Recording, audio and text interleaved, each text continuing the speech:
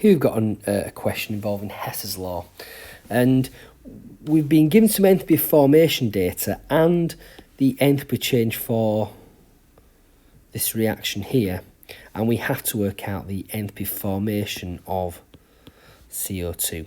And to do this, we set up a Hess cycle.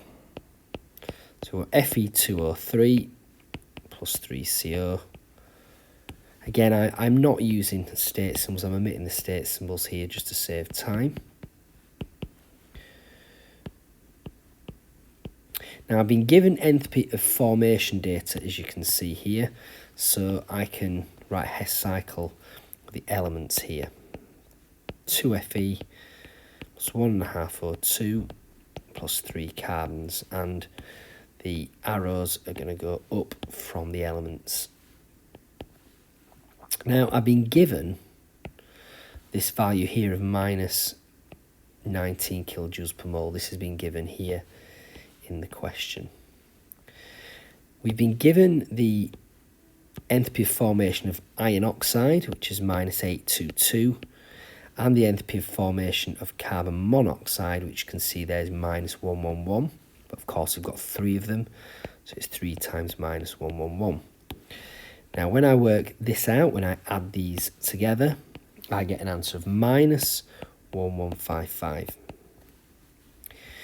Now, what I want to work out then is this enthalpy change. Now, this enthalpy change here is the enthalpy of formation of carbon dioxide times 3. Remember, the enthalpy of formation of an element is 0, so we can kind of ignore this. And this, therefore, this enthalpy change here is 3 times the enthalpy of formation of CO2. So if I want to work out, if I just label these 1, 2 and 3. If I want to work out enthalpy change number 3, which is what I want to do, again, have a look at the arrow. We can see then that both arrows are going in the same direction as this big red arrow. So both these arrows here going in the same direction as the big red arrow. So it's going to be 1 plus 2.